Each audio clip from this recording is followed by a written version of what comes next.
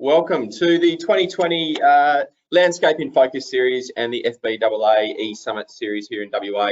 My name's Trent Carter. I'm the State President for the Finance Brokers Association of Australia over here in WA, and we're really happy to be having you join us on a webinar series today. Look, it's obviously a bit of a different forum to how we would normally run our summits. Challenging times, really.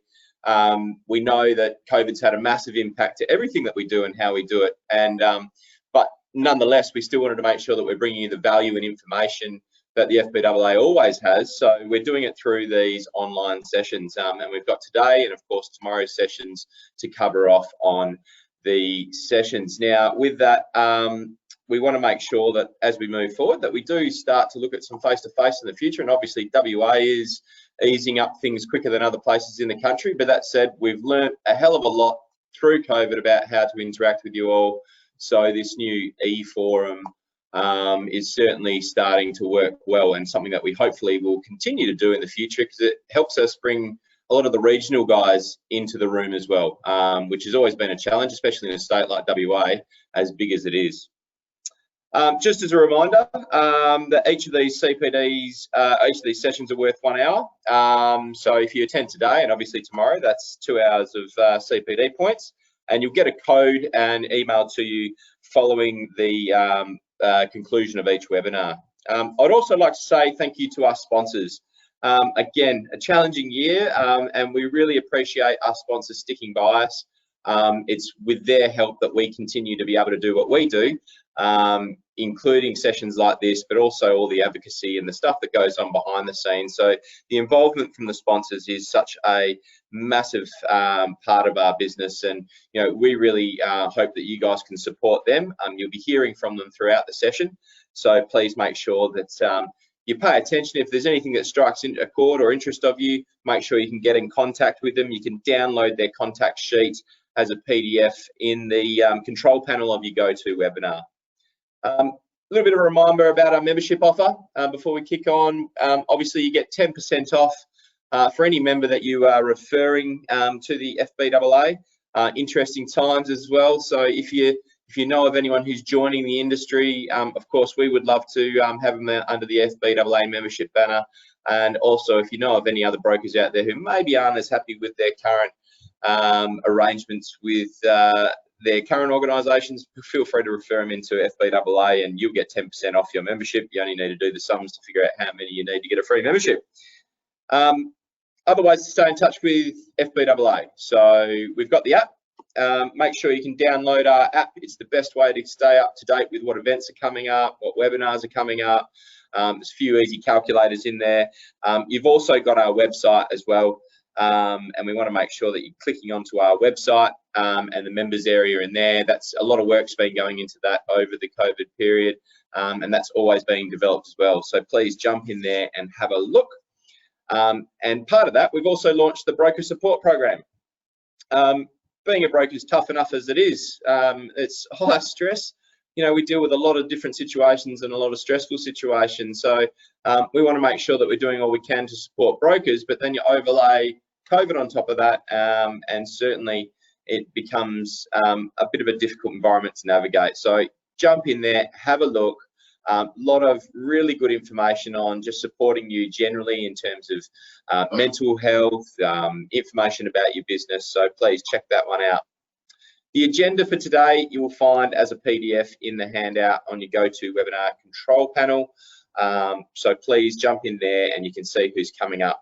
But that's enough from me. You're not logging on to see me speak. You're here to see the likes of Danelle. So Danelle's from Lend, and she's presenting today on alternate lending and COVID-19. So welcome, Danelle. Thanks for coming. Thank you so much, Trent. Thanks for having me, and I'm looking forward to having a chat to the WA and NT brokers. So good morning to you all as well. So Lend, for those of you who don't know about Lend, let me start to share some information. But most importantly, what we really want to talk about first is we want to have a look at the alternate lending landscape and why.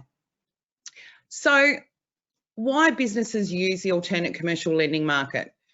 Financials are not up to date, outstanding ATO debt, speed of funding, flexibility of payments, also term flexibility, multiple loan purposes. And by multiple loan purposes or product combinations is when you have a client who may be seeking $20,000 or $30,000 for equipment, $10,000 or $15,000 for cash flow while that piece of equipment is either being purchased or being repaired, and then, you know, 20 or 30K for tax debt. We always know that product combinations cause a few issues in mainstream lending.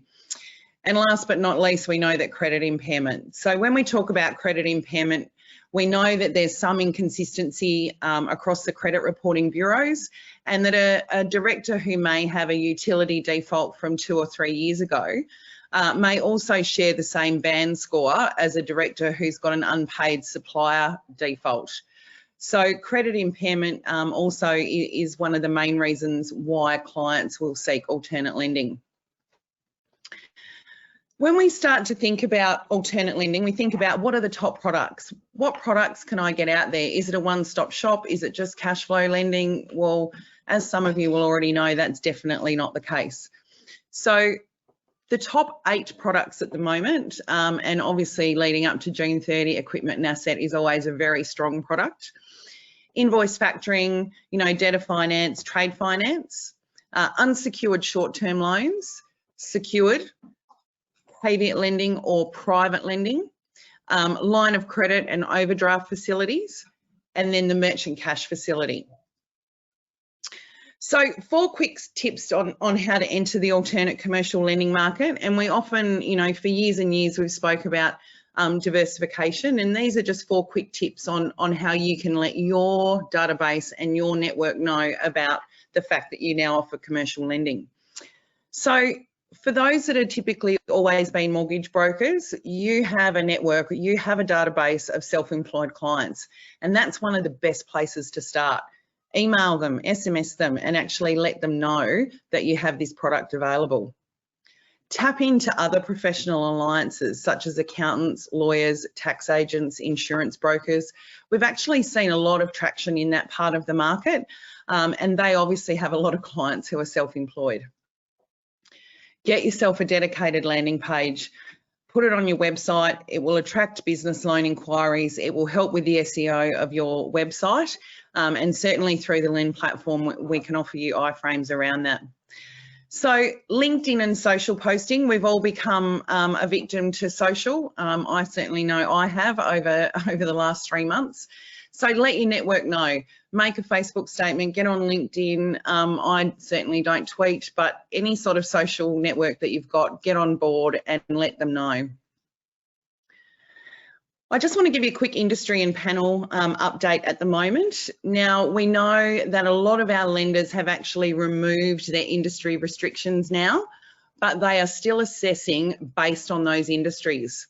So what we've been able to work out in combination with our lenders is that there's a really easy way to determine where your client fits as far as industry. So a gold client has continued to trade strongly during lockdown, maintain steady cash flow, you know, your supermarkets, your, you know, cafes that have continued to maintain a cash flow because they've pivoted their business. They're still looking to get, you know, a full loan offer from a lender at the moment. Silver industries are typically those that have continued to trade but in a limited capacity, and have already returned to sort of 50% of their pre-COVID sales. So again, you know, you're looking at those sort of industries getting between 70 and 100% of their pre-COVID monthly sales. And then you have your bronze industries. So industries that have been fully impacted and they've had no trade, but now they've obviously started to return to trade. So your hairdressers, your beauty guys. So again, you're looking at around 50% of their income, monthly income as a loan amount. So definitely the message is out there. Lenders on our panel and alternate lenders are back, and they definitely have lifted the majority of industry restrictions. It's just now that certain industries will have a little bit more of an eye placed over them by the credit teams. Then we have a look at, you know, who the SME guarantee approved lenders are that are actually offering a product at the moment. And so we have Get Capital, Prosper and Lumi. who are all offering products on our platform at the moment. And we do have other lenders on panel that have been approved, but there's no actual offer to market at this stage.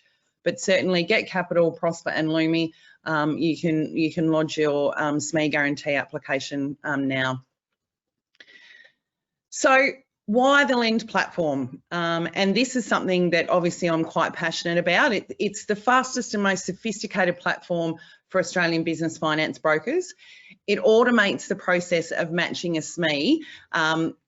I don't know what's happening today because I'm certainly not pushing any buttons, so I'm sorry.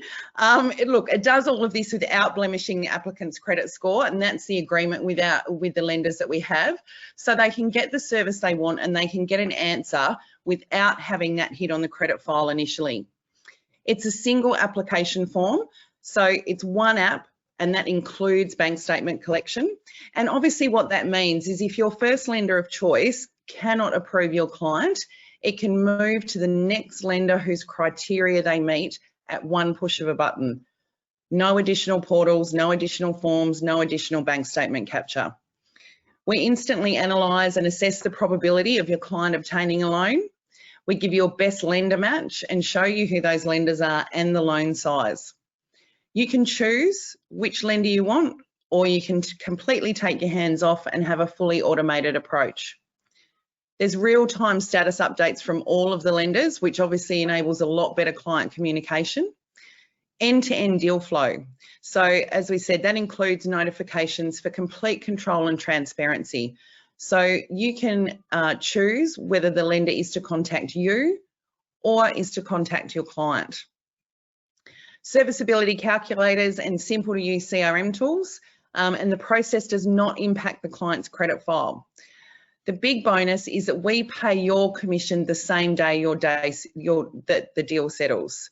So obviously the only real issue or change to that is with a line of credit or an overdraft product, as the commission is paid as your client draws down on that offering. So Lend Score, what is it? It's a fully automated tool and it provides you with a score on the likelihood of your client being approved. So we have a look at the revenue of the business, and that's true revenue. So we strip out internal transfers, directors' loans, etc. We have a look at the ability of your client to service. Now we understand that this is we're outside the code, but still responsible lending is very, very important in the alternate space. So we have a look at your client's ability to service. We look at the general conduct of the bank statements, and then we also have a look at the business itself. What industry, what suburb, what postcode, how long have they been trading? Then we move into lend size, and this is what we can give you without bank statements. So by answering a few simple questions that we know are really important. So how much does your client want to borrow? How long have they been trading for?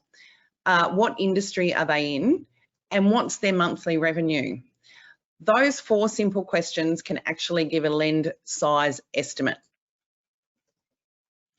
I'm just going to quickly show you the dashboard view of the Lend platform. So when you jump in, you can see your refinance, your new, you can break it up into either of those, any view. You can view any of your leads at any time, whether they're old, new or current, currently sitting with a lender. When you drill into any of the subheadings, you will find your list of clients. So you'll be able to see your pending, attempting, in progress, rejected, and obviously settled. And you can use the filters up here to drill down even further. Once you click into the lead, then you actually get to view the full lead and the status history from the lender. Here's your lender selection. So you simply click on the lender selection and hit send to lender, and your client's application is on the way. And this is the lead view for you. So here you can see the Lend Score. You can see some analysis that we've pulled out. And obviously once you click into this view analysis section, you'll find a lot more.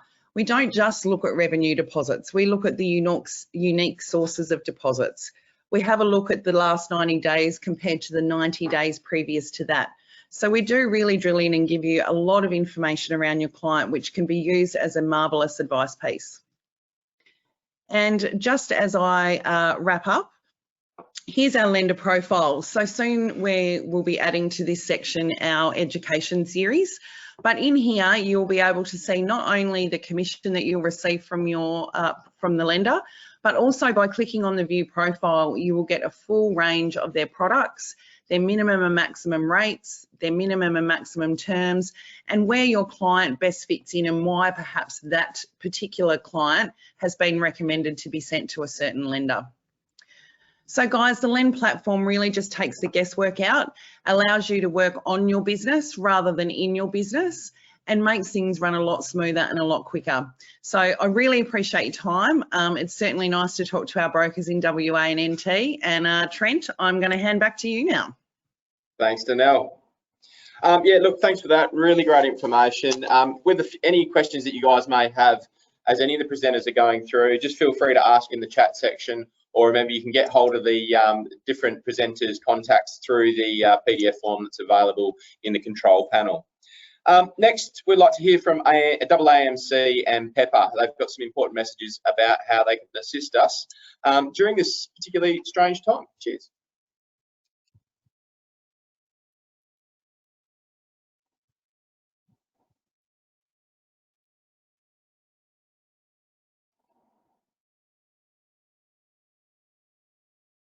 Conducted by our experienced industry trainers to make learning interactive and enjoyable. These classes are not webinars, so you have the opportunity to ask questions and discuss topics with our trainers and other students. Sessions are available for those seeking to complete their finance broking qualification. We are also running complimentary 3-hour recognition of prior learning classes to assist existing bankers and brokers to gain their qualification more seamlessly. Take the opportunity to upgrade to your diploma starting today. Register your interest via the virtual classroom banner found on our website.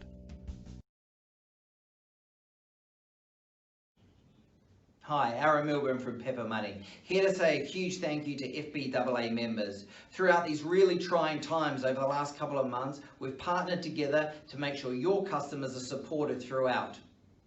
FBAA members have been critical to the success and growth of Pepper Money across Australia, and I want to say thank you for that and wish you all the very best in 2020 and into 2021 together.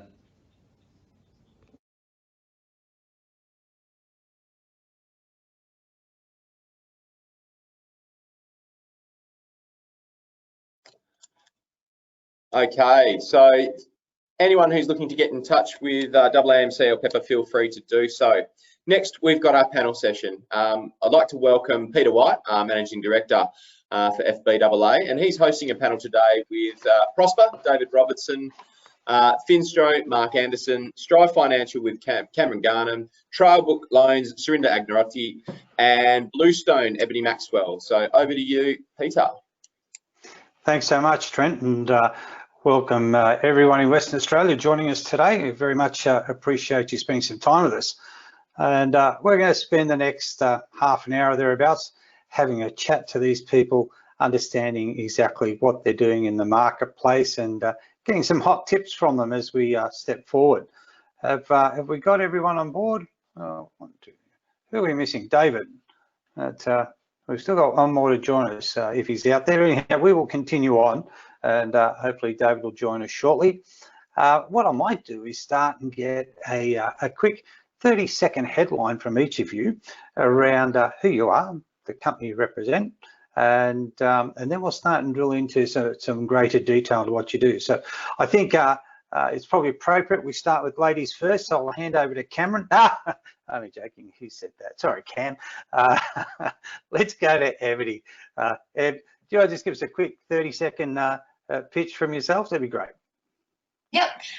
So Ebony Maxwell, I'm the State Manager of VicTaz SA. I'm just filling in for today.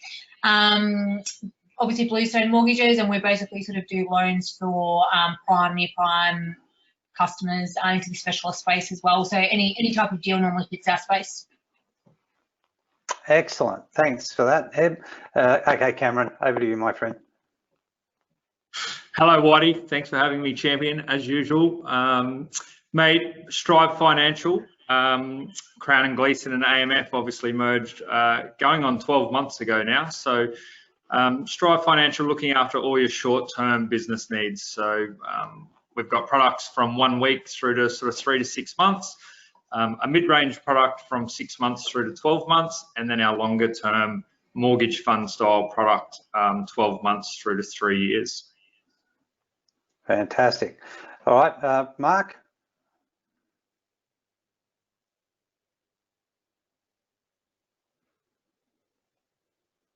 Mark, yep.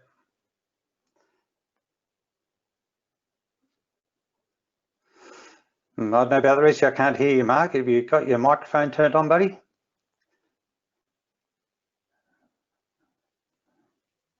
No. Hands up if you can hear Mark. I'm just unmuted Mark now. I was muted. There you go. Excellent. It's technology, mate. I know the problem. That's okay. Go for it. You've now got 10 seconds. You've bumped 20 seconds on that. Go for it, mate. Go for it. Big talking. Mark Anderson from Finstro. We're a specialist small business financier. That's all we do. We've got a variety of products all coming under one revolving evergreen facility limit. There's my 10 seconds, Pete. All right, thanks, mate. And we better go to the local man, of course, and hand over to Surinder. Yeah, thanks, Pete. So Trial loans, we're still the same, lending to mortgage brokers, financial planners, real estate agents, any of that sort of ongoing annuity stream income where you've done the work and you get paid over time, we're quite happy to lend against. Excellent. Good stuff. Well, we might stay with you, Surinder, and it looks like we've lost David from Prosper along the way, but hopefully he can catch up and join with us as we keep going. But Surinder, look, yeah, through this whole COVID period, nothing's been the norm. We've all trod into uncharted waters that none of us have ever been in. And I know you've been in the industry quite a while, and we've done recessions, we've done GFCs. These things are always pose challenges. They also bring opportunities. But mate, can you give us an idea of what happened to you guys in the past as we hit into COVID, where you're at the moment, and what you think things might look like as we come out over the next 6 months from your point of view in what you do at Trial Loans? Yeah, absolutely, Pete. So obviously challenging, unprecedented, all of the buzzwords that I think everybody is sick of. We're no different. We had to lock down pretty quickly, send the staff home. Thankfully, I've got a 122 square metre office, so I could continue to work from the office. So my children are still speaking to me, and I'm still married, despite being home for 3.5 months. So yeah, through the period, lending to mortgage brokers and financial planners, we didn't change what we thought, how we felt, or anything else. One place that we did get a little bit gun shy was probably more around the rent roll space, not knowing how COVID and job losses would affect rents being paid and then property management income. As we're coming through it, we've started to ease up and look at some more rent roll lending. But obviously one of the biggest concerns that we've got, as most of the country does, is the September-October period when all of the hyper stimulus falls off at once and what that does for rent rolls. We don't see mortgage brokers or financial planners going backwards in this period.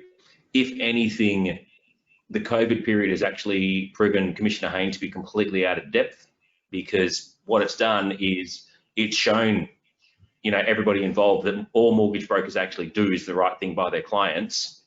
Late March, every broker I know was inundated with helping clients seek the home loan extension holidays, and not one of them was paid for that, by the client or by the bank. So, brokers really stepped up and moved into the space and helped clients and showed their value.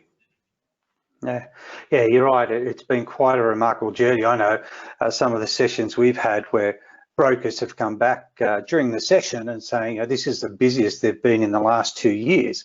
And admittedly, they've reached out to their clients to make sure that they're okay. But by doing the right thing, being out there in the marketplace, the broker market certainly is very, very busy, which is a great thing. And I guess that's a great thing for you because it gives you confidence in what you do in supporting brokers in this industry by providing lending facilities them against their trial books. I understand, the challenges you would have gone through looking at the rental market. I think that would have been an interesting period as a fly on the wall to see how that all was going to play out. But I think there's some confidence there. And I had a meeting with the Federal Small Business Minister a couple of weeks ago, and there was certainly a consideration, without committing to anything, that there could be, secondary plans once stimulus is technically stopped end of September. So we sort of hope things play out there. I know the Prime Minister's been on TV quite a bit talking around that. So we'll wait and see. So hopefully the cliff at the end of September may not be so bad. If we're lucky, everything crossed, but we'll wait and see what happens yet. Good on you, buddy. Thanks for that. I might jump to David. Welcome, David. You made it back to us, and good to see. Mate, I might bundle two things into one for you. And we started with a quick 30-second headline, but you might want to talk to us a bit about you, your role, the company Prosper, and also we're specifically talking at the moment about the journey over the COVID period. So what happened in the past to where you are now and what you think the future looks like in the lending structure for Prosper. Just understanding that things are not consistent with the past. We go through difficult times when we look at this, so things bump around a little bit. Are you able to give us a bit of a headline on that journey from Prosper's point of view and a bit of a snapshot on yourself? Thanks, David. Yeah, 100%. Thanks, Pete. Thanks everyone for your time and your patience waiting for me to sort my webcam out, so I'm finally on here. Well, very well documented at unprecedented times. I think everybody's experiencing the ebbs and flows of what each state's going through at the moment. But from a Prosper perspective, we've been able to bunker down and survive with a view to come out the other side to, help and grow, to get businesses back to business. And what we've found, and I think it's one thing that's been really important in WA, is to see the ingenuity from a small business perspective, where some of the usual trading hours or lines of how they've operated, they've thought about how do we adapt to either go online or reduce the options that we've got, but still been able to turn some sort of cash flow over. So there's one thing that small businesses are is they're very agile, and that entrepreneurial spirit as well is one thing that we've found over here is it makes them stand out, and it's the survival instinct for them as well. From a Prosper perspective, we're pretty close to 70% back to normal capacity. We've always been open for business during the COVID period as well. We're obviously, Danelle sort of pointed out that from a cash flow lending perspective, we're still lending against those that are turning over cash flow, which would be essential services. And there's a really unique example of a business that probably wasn't sort of shooting the lights out before COVID, but there's a guy that makes Perspex screens.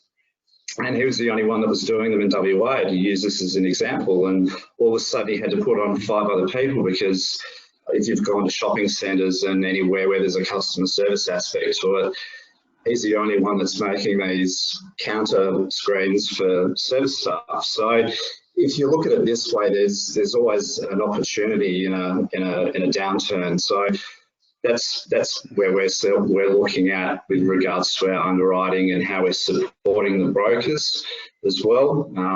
Certainly seen an uptick in the amount of referrals that are coming through in the last few weeks as well. But I think there's an air of positive optimism here in WA, Pete. I think everyone else can share that's in this state, that thanks to Martin McCowan, we've actually bunkered down, and looks like we're going to come through the other side of this really well.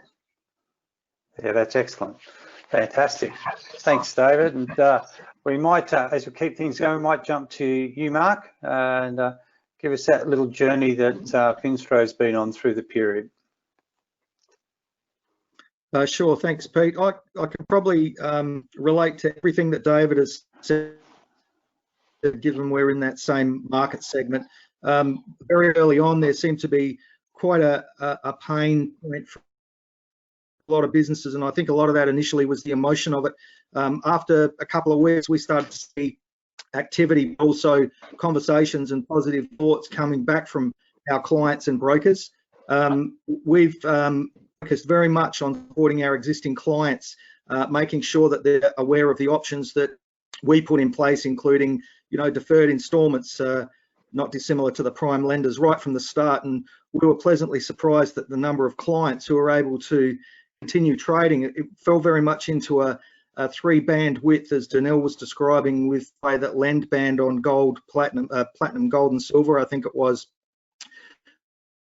What I've noticed from speaking to clients, I'm speaking to a lot of clients at the moment, existing clients, because of the lodgement of transactions, so I'm highly engaged with them.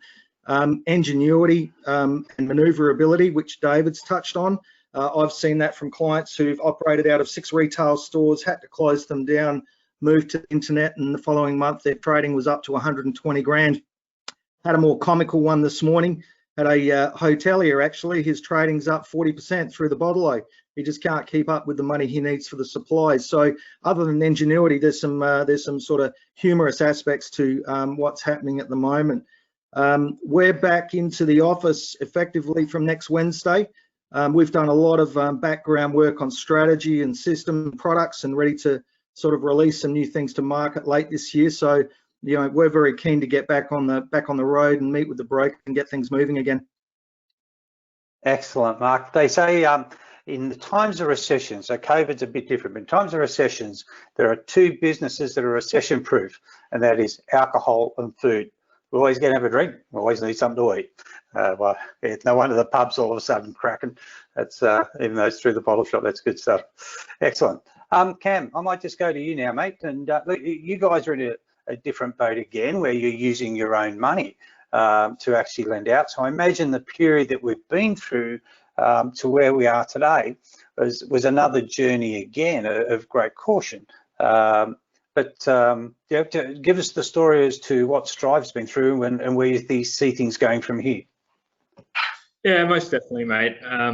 Listen, we viewed it very similar to the GFC. At the end of the day, it's the unknown that is the hardest part for everyone, whether you're a broker or a small business or you're a lender. It's the unknown of what's going to happen. Obviously, all of our stuff is secured, so we're sort of dictated to by the property market as to how much we're able to lend a client. Nobody still really knows what property is going to be worth in 6 months' time, depending on, Surinder was talking about all the stimulus stopping. And obviously the government will try and top that up with the $25,000 to do your renovation or build a new house or what have you. So we're sort of, we're getting back to normal, a bit the same as the other guys. We had a lot of clients that were able to maintain their loans through the period. Builders never really stopped, tradies never really stopped.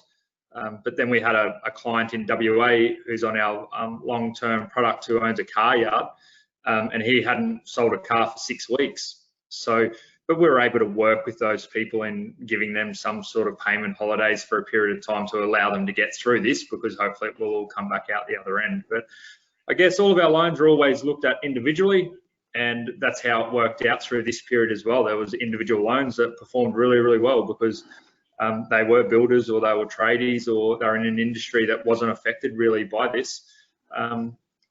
Our percentage of loans that were affected were much smaller than we first feared. So I guess we bunkered down in the first sort of month, as worried as everybody was. And I guess as time's gone on, it hasn't worked out to be anywhere near as bad as first thought. Whether we're through the end of it just yet, who knows?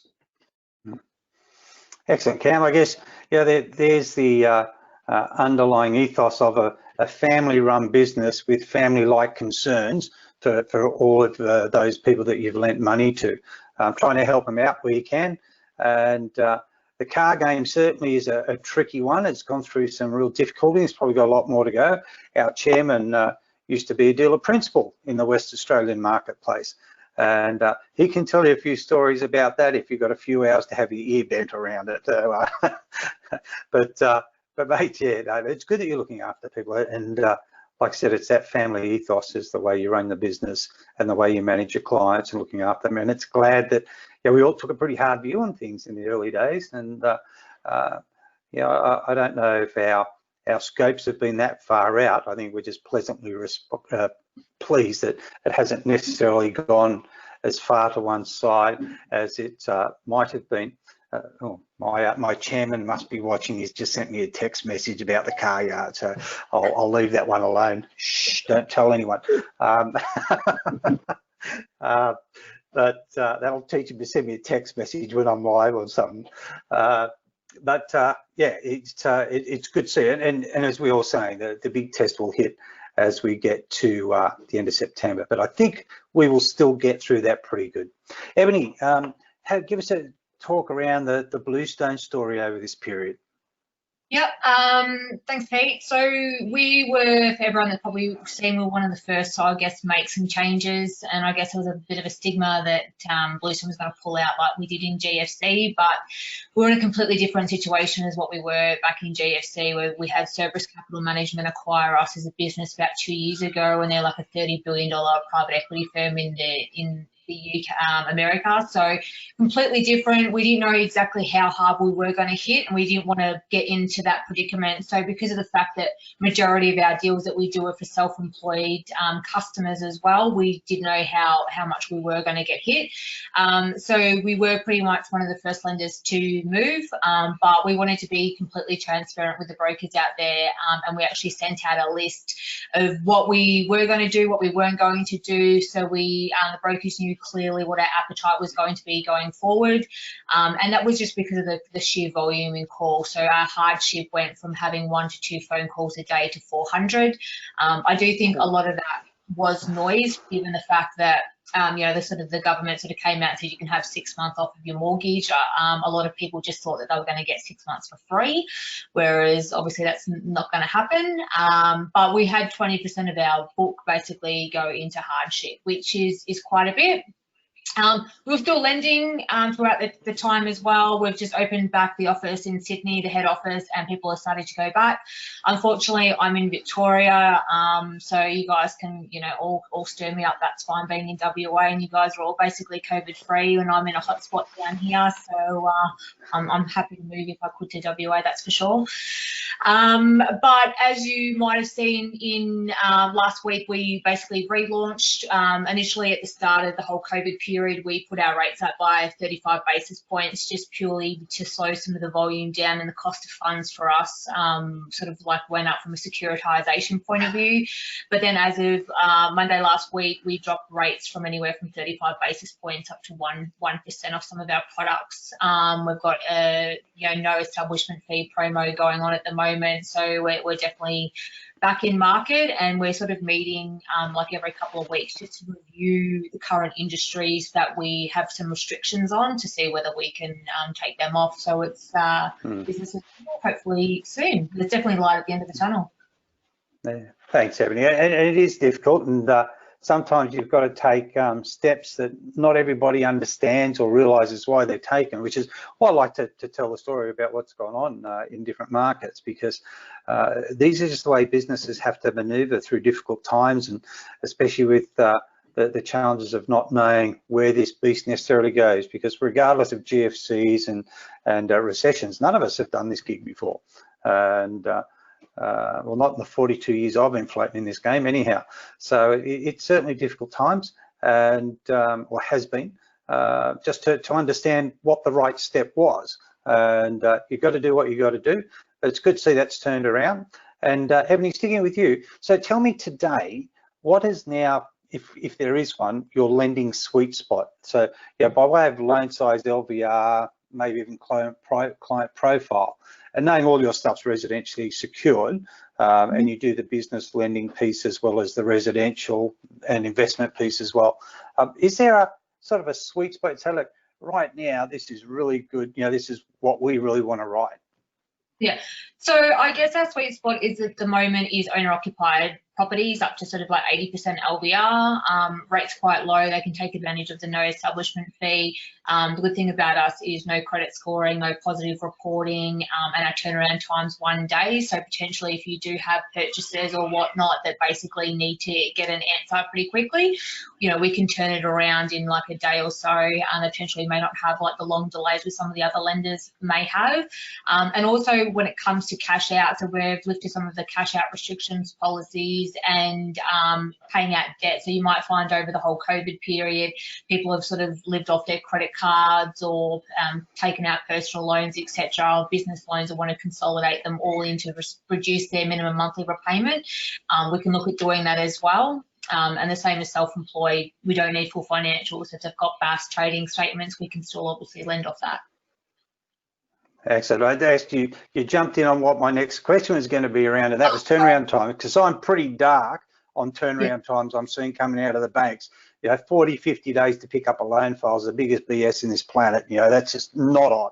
And especially as we're all traversing down this path to start 1 January 2021 on a best interest duty, with the broker's obligation to put the client's interest ahead of theirs and acting in a responsible manner under RG 209, you're there going, that just doesn't work. So good to see that turnaround time piece there with Bluestone. That's excellent. So I'll buckle that into everybody's point as we go around the truck. So I'm going to switch to you, Dave, over at Prosper. Tell me the lending sweet spot at the moment and what's your turnaround time, my friend? The lending sweet spot, I think, is still essential services. So still those businesses that have been turning over revenue. I think you nailed it with anything to do with food and alcohol seem to be quite prevalent. But any business that, I mean, even a cafe that reduced its operating rhythm down to maybe a 50% turnover, we're still lending to them. Turnaround times are almost identical, still turn around in 24 hours. So we haven't had any issues with that at all. Loans above the 150 mark might take 4 days, but we're still really, really efficient in that regard. Excellent. Cameron, what about you? How are you going with what's your sweet spot and what's your turnaround time, my friend? Now, remembering you're dealing with private money, so I'd expect your turnaround time's a little bit longer than the norm. Yeah, unfortunately, Whitey, with the lockdown, our point of difference to everybody in our market was that I used to jump on the aeroplane and fly to WA, meet with your client, have them sign the documents, money is cash in their account. We could legitimately do it within sort of 24 to 48 hours. Obviously, with the country shut down, I can't get on aeroplanes and I can't do that any longer. So we've had to evolve as well, I guess, but that has slowed us down immensely. We can still have your letter of offer within an hour of receiving the loan application, but the documents are now going to the client's solicitor. They need to have a meeting with the solicitor and sign the documents and send them back. So realistically, it's now taking 4 or 5 days to have money in the client's account rather than that 24 to 48 hours. So touch wood, Victoria's not going to get too bad, and our Premier up here in Queensland is that, mate. well, hopefully our Premier is going to open the borders and let us get back to it at some point reasonably soon. And once that happens, then our turnaround time will be back to sort of 24 to 48 hours, as long as there's still an airline to fly, because if anyone's been hurt, I guess they've been hurt more than anyone. So yeah, listen, our turnaround times are still within the week, and an answer on whether we can do it or not is still received within an hour or so. Just actually having the funds in the accounts taking a little bit longer. As far as sweet spot, what ours has never changed. The deal's just got to make sense. And what makes sense now, there's loans that would have made sense in January that don't make sense now, but it has to make sense for the client. It has to be in their best interest. If it makes sense for them, it'll make sense for us, and everybody will come out the other side happy. But we haven't really changed anything. We're still happy to write second mortgages, first mortgages, PPSRs against cars or trucks or boats or what have you. None of that has changed. It's just that the loan scenario has got to make sense. A short-term lender with a responsible lending focus on what they do, it's an excellent thing. And mate, those turnaround times are brilliant, regardless it's a bad time for you on that when you look at it. I mean, an hour to get your letter of offer and 4 to 5 days to settle a loan is damn good in anybody's book. It feels horrible, mate. It really does. The 4 or 5 day people used to legitimately be able to get a letter of offer now, and they'd have it back in 2 hours' time, and I'd be on the plane to Sydney tomorrow, and the money'd be there in their account. The file would be made up, and it'd be done. Where, as I say, the week that it's taking feels like forever. Well, I don't think the market will share that view, mate. You're doing a great job. Thank you so much. Surinder, talk to us about your sweet spot at the moment. Obviously, rent rolls is probably on a case by case, but what's the sweet spot looking like for you, and what roughly your turn times? Again, you're in a different market again, so we're not comparing apples with apples when we're talking about this. It's just knowing what life's like. Yeah, so sweet spot's probably one word that I can say a million times in a row: brokers, brokers, brokers, brokers, brokers. That's more than one word, same word repeated. Correct. So we still love the broker space. Turnaround times at the moment are a little interesting for us. We took the COVID period to completely re-engineer the business, and we've just launched a completely end-to-end process within our own custom fintech and CRM, and that goes into user acceptance testing for our actual brokers. Yesterday, actually. Is that a scoop for the FBAA to know about this, mate? Yeah, I haven't really told anybody. It's something that was supposed to be done in the Christmas period, which didn't happen. So we used the COVID period instead to finalise that. So that's sort of slowing us down a little bit at the moment as the team retools and retrains. Ultimately, obviously, that will help because we're not using 6 different systems anymore, but we're getting used to using one. Sweet spot for us is, typical loan size is anywhere $50,000 up to $2.5 million. And it's just got to make sense. We're probably a little harder on unrestricted cash out now at the moment. We've got no issues with cash flow lending, but we're not just going to put 50 grand into someone's account and let them go put black on the casino. So brokers are absolutely the sweet spot, and just a little more cautious around unrestricted funds. Okay, excellent. So now come back to this scoop for me for a minute. What's that going to enable to do? Does it just mean it's going to tighten up and speed up all the process of what you do? Is it a digital trend, a digital driven process? What's it mean?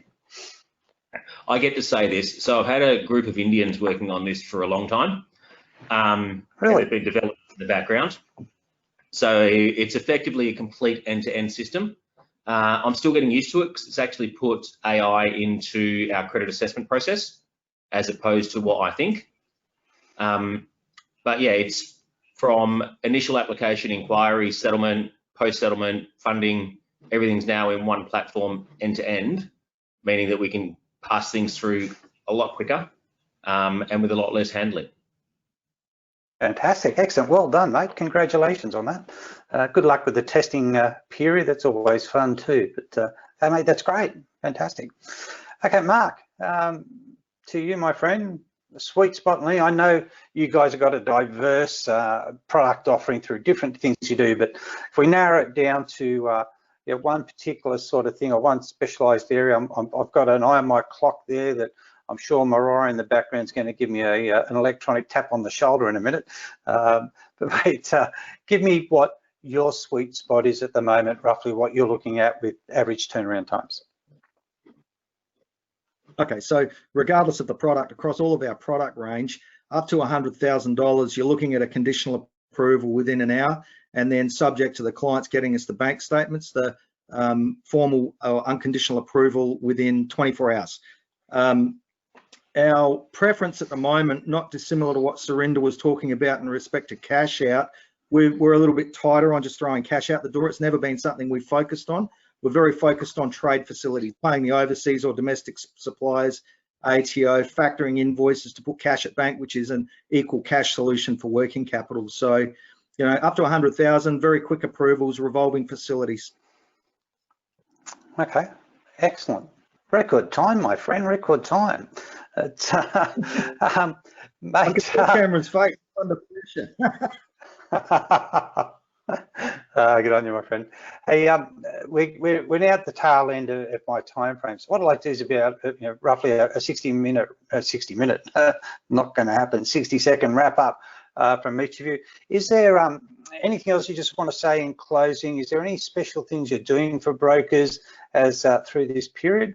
And then we'll close off from there. So Mark, to you.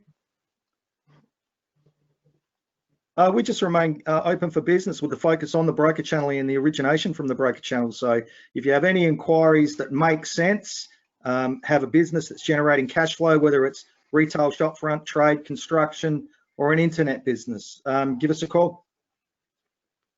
All right, very cool. Ebony? Yep, still open for business. I guess my takeaway would be if you have any scenarios, don't think it's business as normal. Just speak to your BDM. We're heavily relying upon really workshopping more so with the brokers now more than ever on packaging the deal together with them to make sure it gets across the line and make sure it fits everything. Excellent, good advice. David? Yeah, look, we've got our government guarantee back to business loans. So similar to everybody else, I think it's really important that no deal is going to be treated the same as probably what it would for pre-COVID. So workshop the deal with either Alexandra or myself. We're still looking after WA as a really effective team. So yeah, the government guarantee facilities, and we're also concurrently still running our existing products as well. So reach out, workshop the deals with us, and we'll get them over the line. Excellent, excellent. Surinder? Yeah, if I can just say one thing, mortgage brokers, you're rock stars. Keep doing what you're doing and show every person out there that decides I want to write an article because they don't understand what we do and how much value we add. In the last 3 months, you've been absolutely cracking. So just keep it up and get it out there. And, let's bring on best interest duty, because that's all you guys have done for the last 120 days is best interest duty. Well done. Yeah, he. Cam? No, Waddy, just there's still plenty of deals out there that make sense. There really is. And if you've got any questions or queries or dramas around what short-term lending looks like, and whether it's through us or whether it's through somebody else, I'm always more than happy to have a chat. And hopefully we get to do it face-to-face sooner rather than later for someone like Surinder and I. Well, Surinder's on the road more than I am, but 150 odd days a year I used to be gone. It's hard work sitting at home all day, every day. Mate, I agree. We'll get back to face-to-face soon. And from me, I guess important for everyone, stay focused on your journey. There's plenty of noise around us. You need to be aware of what's going on around you. That's unquestioned. But stay focused on your journey. It's your journey to travel, and don't get distracted by the other stuff that's happening around and about you. I'll be seeing hopefully all of you again tomorrow. I'd like to thank our panelists for joining us today. So David, Mark, Cameron, Surinder, Ebony, thank you so much for joining us again, guys. You've been wonderful as always. And stay well, and we'll look forward to seeing you soon. So now it's time for me to say goodbye and to hand back to the wonderful State President, Mr. Trent Carter. It's back to you, my friend. Take care. Thank you very much. That was an excellent session. Some really good key points in there, I reckon. Just massive key points on loving your clients. As Surinder said, we've done nothing but best interest duty. So anyone who's sort of been a little bit critical maybe on, what the value of trail is in the industry, I think we've just evidenced as an industry how good a job brokers do. So yeah, that message is loud and clear. Next, we will like to hear from one of our sponsors, Insurance Advisor Net Australia. So please hang around for that message.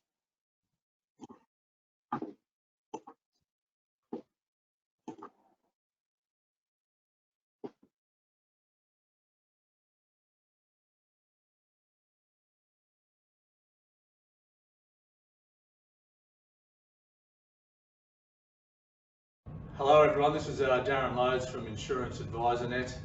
Just touching base with you all. I hope you're all keeping well through these crazy times that we're all going through. Just a quick grab, the one bit of advice I'd give you in the time that I've got is for those that have got their policies due this month, and I know there's quite a lot of you, maybe this year's the year to take advantage of our premium funding option where you can space the payments out over 10 months rather than an upfront payment, just to help you cash flow through these times. Any other problems at all, you guys know where to get us, and we're here to help you where we can. Stay well, and we'll get through this together. Cheers.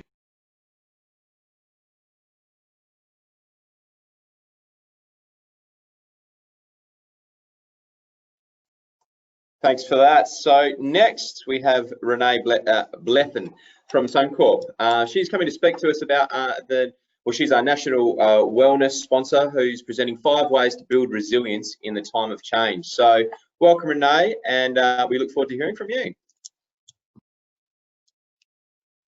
There we go. Over to you. Thanks, Trent. Thank you. Cheers. Thanks very much.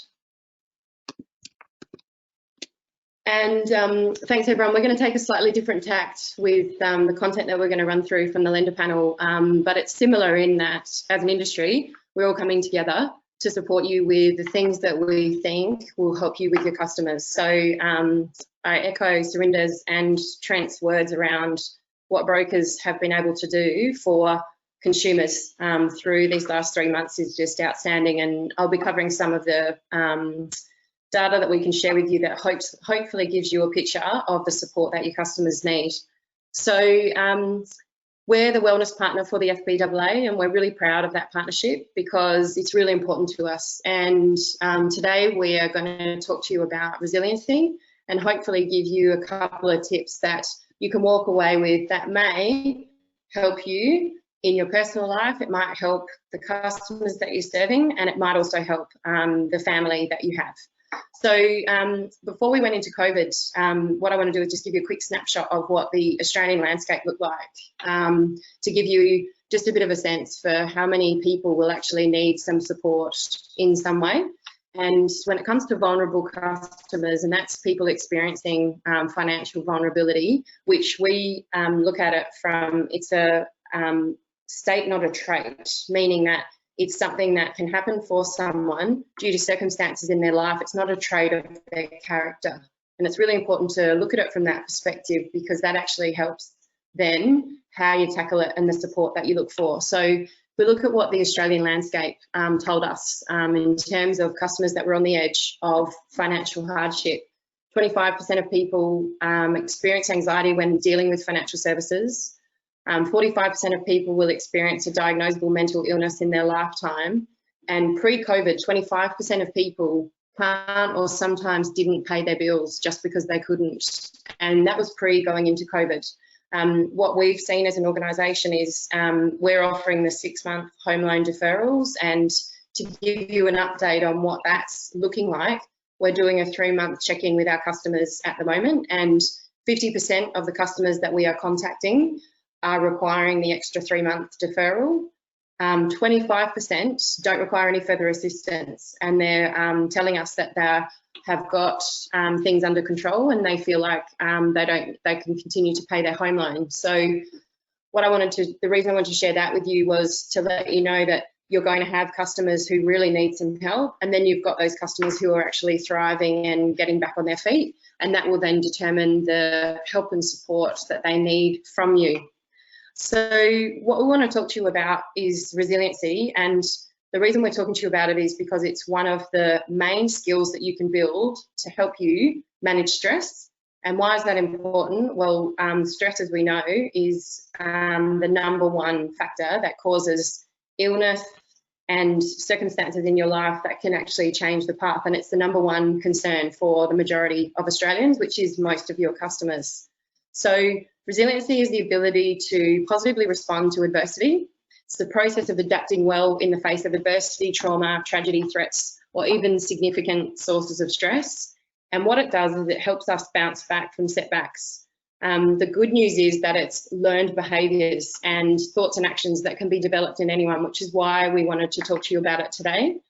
The other reason that it's important is that if you invest in building resiliency or just becoming aware of it and helping your customers and your family in building their own resiliency, it can increase overall well-being and psychological health. It reduces the impact of stress, and it can also improve performance and increase job satisfaction. So for the teams that you might have, the people that are working with you, it's a really important thing to be able to help them as an employer. Now, research that we're relying on is delivered by our Employee Assistance Program. We partner with an organisation called Assure, and this is the research that they've actually provided. So research shows that people who are resilient demonstrate a holistic set of skills across 6 domains, and what I'm going to do is just go through those 6 domains with you. So they are vision, composure, reason, health, tenacity, and collaboration. And to break those down, vision is about having a sense of purpose and the ability to set goals and prioritise the right actions in the face of adversity. Being clear and identifying your personal values, Setting goals that are aligned to that is a great way to develop in this area. Composure. Composure is the ability to regulate our emotions and stay calm and in control during difficult or stressful situations. One of the ways that you can build skills to better regulate your emotions and build awareness of automatic thoughts is by practicing everyday mindfulness activities. And what we have for you is a couple of tip sheets that we're going to leave you with, and a couple of practices around that to just give you some guidance on some things you can do today to just help you manage an immediate situation. Reasoning, that's the ability to solve problems, think critically, identify opportunities and instigate change. So one of the tips is to familiarise yourself with unhelpful thinking traps. So what does that look like? It's catastrophic thinking, thinking in black and white, and using blaming language. So one of the tips is to practice challenging your thoughts. So asking yourself, is there another way to think about the situation? Even if you don't agree with the other view, is there an alternate view? And what that does is it just enables you to look at things in a different way and can actually alleviate the physical stress that you might be feeling. Your brain can only answer one question at a time, and it will focus on the question that you give it. So that's one of the practices recommended. Health, there's enough information I think out there about health. The basic tips would be information you've heard before. So exercise frequency, making sure that's regular, getting good sleep, healthy nutrition. A guide on this is to keep an activity, sleep, food diary for a week and better understand the way that you're actually going through the day that might not be supporting you. I know that working from home, I've had to be and tackle things differently for myself because I've found that I can actually just stay seated for a long period of time. And what that does is that impacts your hydration in your body, which impacts your body movement and your energy, but it also impacts your thinking. So I've set a timer on my phone to make sure that I get up every hour, even if it's just to walk around, get a glass of water, and it makes all the difference. Tenacity, the ability to persevere through challenge and quickly get back on track. So one of the tips is to revisit your values and goals, and to assist you in being more tenacious and maintaining your motivation, schedule time to regularly identify some meaningful progress against your goals, even if it's very small, and understanding that we've all had to cope with a lot of change to what was our daily lives, and we can often feel a little bit overwhelmed with what the future might look like. Setting short-term timeframes on revisiting plans can be a way to reduce that overwhelming feeling of things just not changing, and therefore giving you a better mindset to be able to tackle the decisions that are ahead. And collaboration, so fostering connections with others and creating a collaborative environment. Today is an incredible example of doing that, and I want to thank you for making the time to join us today and listen to the panel. As you can see, we're all working together to try and support the industry and support brokers as the chosen choice for our customer base. So what are 5 things, on the basis of that, what are 5 things that we can leave you with today to build resiliency through times of change? 1 is to know what is in your control and what is not. 2 is to adopt a growth mindset. 3, find what work focuses on your strengths. And I know as a mortgage broker, a lot of you are so passionate about helping people and getting the numbers right. So hopefully your chosen field is serving you in that way. Are there some things that you could change about the activity that you're spending time on so that you're getting that real uplifting feeling of when you are helping people? Practice mindfulness, which we've mentioned, and taking time out to reflect and just take stock. So one of the techniques that we wanted to share with you, which is something you can do today, it's a mindfulness technique, it's called STOP. And STOP is an abbreviation for being able to take a moment and just bring things back under control and take the power back. So what does STOP stand for? STOP is stop, take a breath, observe and proceed. So stop whatever you're doing and just pause momentarily. Take a breath. Why is that important? Well, reconnecting with your breath, that's an anchor to bring you back to the present moment. When we talked about the negative thoughts just before, sometimes they can just take you on a different pathway, whereas when you actually slow down and take a breath, it brings you back to your center. Observe, notice what's happening, what is happening inside you and outside you. Where has your mind gone? What do you feel? What are you doing? Just even observing it for a moment can actually give you some insight. And then the final step is proceed. Continue what you're doing or don't. Use the information that you gathered just from that moment as a check-in to potentially change course or reconfirm that you're on the right pathway. But whatever you do, do it mindfully. So we're definitely not a resiliency expert. However, what we've done is some research on some free tools that are available to anyone that will actually help you if you are interested in understanding a little bit more about it or hearing someone else's view. So there's a list of podcasts that you can listen to. There's some free apps that we've researched, and then there's also some amazing TED Talks that I'd suggest tuning into, and highly recommend the ones that we've selected. So this will be part of the follow-up pack that we provide. And the only other thing that I just wanted to finish on is that we are extremely grateful for the support that you have provided to customers with all lenders, but particularly to Suncorp customers. We have a range of packages available to support our customers, and all that information is available on our broker website. We also have our customers experiencing vulnerability hubs that are specialist care teams who are able to actually help and support you with a customer who may be experiencing a little bit more difficulty than others. So please reach out to your BDM if you need some information or if there is something we can do to help you. So I want to say thank you very much to the FBAA for allowing us to be the wellness partner. I hope you got something out of the session, and thank you for making the time to join us. Back to you, Trent. Awesome stuff. Look, yeah, couldn't agree more. Mindset and, you know, that growth mindset is such an important part of being a successful broker or a successful any professional, really. So yeah, thanks for all the valuable insight. And you know, if you want any of that information, I'm sure you'll be able to get that through to any of our members. So thank you very much for your time. Absolutely. Thank you. No worries. As we kick on, we'd like to now just hear quickly from a couple of our sponsors from ALI and Credit Fix Solutions. So yeah, I'm sure you guys all know these guys by now. So here's a quick video message.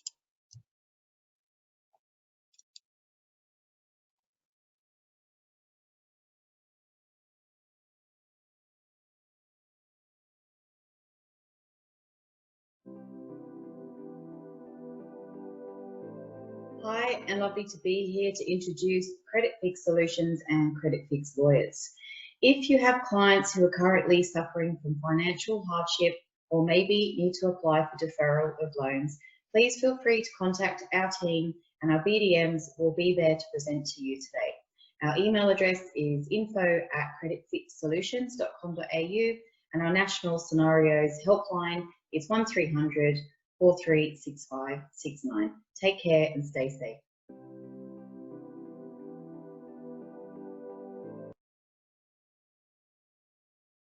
As a broker, it's fantastic to partner with ALI. The product offering is incredibly simple. We can set up the policy online in a matter of minutes. Having a mortgage protection insurance policy is one of the most important things that someone can do. We want to cover as many people as possible. We want to help them with their claims when they come up. It's really nice to be able to combine making a difference and going to work. Overall, I'd like to think that we do bring that additional dimension of care to the industry. Just to thank ALI from the bottom of our hearts for just making it so much easier to just relax and get on with the process of recovery.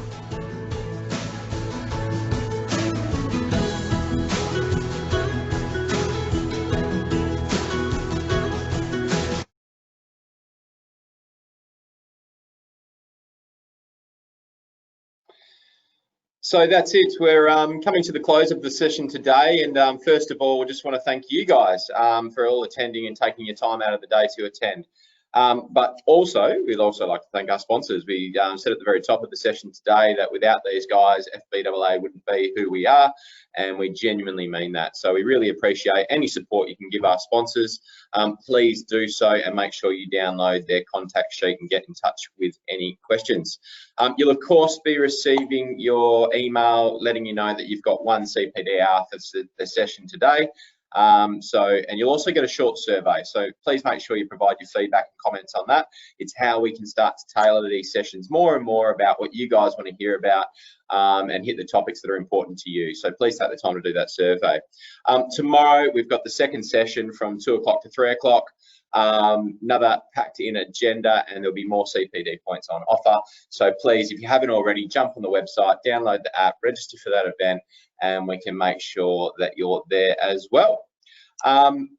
Over the last 3 or 4 months, we've been really putting out a lot of webinar content, recordings, and we've got our own YouTube channel that we've been putting all those recordings up on. So if you've missed a session and you've heard other people say that was a really good session, or you're just looking for to fill in some CPD hours, make sure that you jump on our YouTube channel and have a look. They are worth CPD hours, and also make sure that you register for any upcoming webinars.